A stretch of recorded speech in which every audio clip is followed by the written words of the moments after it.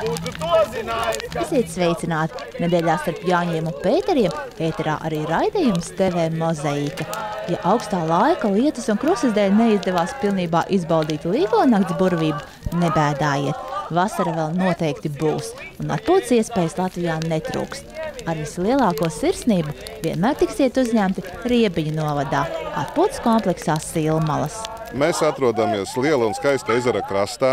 Mums ir atpūtas mājiņas, ir pirtis, ir kafejnīca, ir arī lielā telts lieliem masu pasākumiem.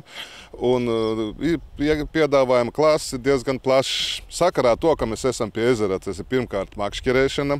Ja gadījumā neveicas ezerā, jo, kā es smējos, svešu zivi nenokiersi, savu neatradīsi, mums ir alternatīvais variants ir dīķi, kurā ir gan karpas, karosas un visas ezeras zivis.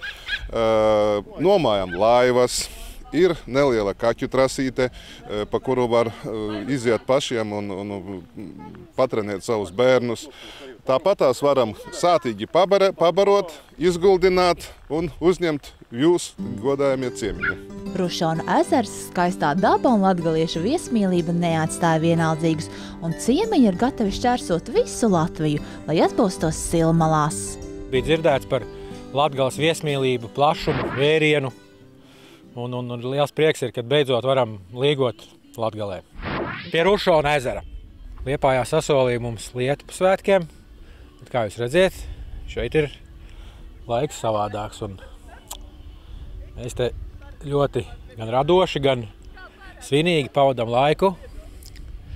Un ceram vēl kādu zivtiņu noķert. Liepājā bija vilšanās pēdējā nedēļas laikā, nekā nebija. Bet šeit no rīta agri iebraucām un bija divi zandartiņi. Viens bija aptuveni 50 cm, otrs bija mazliet mazāks, kādi 48, no apmēram.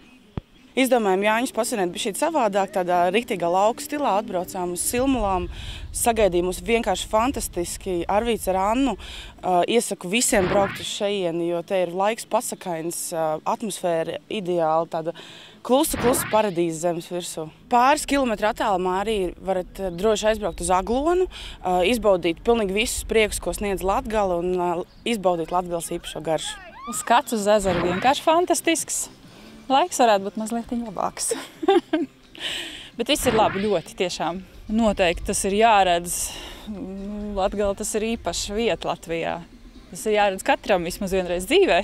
Mēs esam pašā Latgales centrā.